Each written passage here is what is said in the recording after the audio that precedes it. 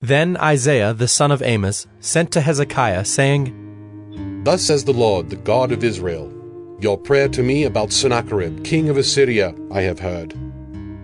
This is the word that the Lord has spoken concerning him. She despises you, she scorns you, the virgin daughter of Zion. She wags her head behind you, the daughter of Jerusalem. Whom have you mocked and reviled? Against whom have you raised your voice and lifted your eyes to the heights?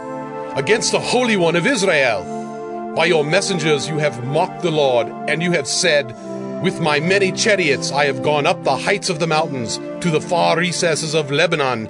I felled its tallest cedars, its choicest cypresses. I entered its farthest lodging place, its most fruitful forest. I dug wells and drank foreign waters, and I dried up with the sole of my foot all the streams of Egypt. Have you not heard that I determined it long ago? I planned from days of old what now I bring to pass, that you should turn fortified cities into heaps of ruins, while their inhabitants, shorn of strength, are dismayed and confounded, and have become like plants of the field and like tender grass, like grass on the housetops, blighted before it is grown.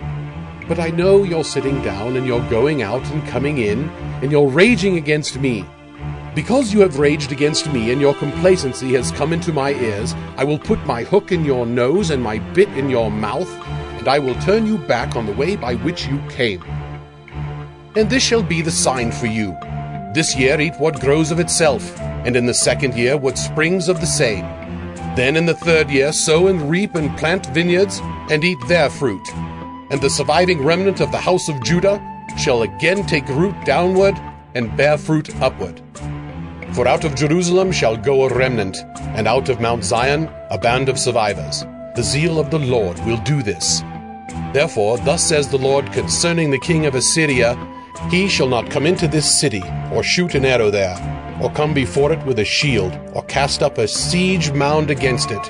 By the way that he came, by the same he shall return, and he shall not come into this city, declares the Lord. For I will defend this city to save it, for my own sake, and for the sake of my servant David. And that night the angel of the Lord went out and struck down 185,000 in the camp of the Assyrians.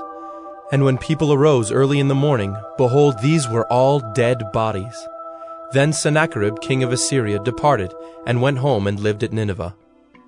And as he was worshipping in the house of Nisroch his god, Adramelech and Sharezer his sons struck him down with a sword, and escaped into the land of Ararat. And Esarhaddon his son reigned in his place.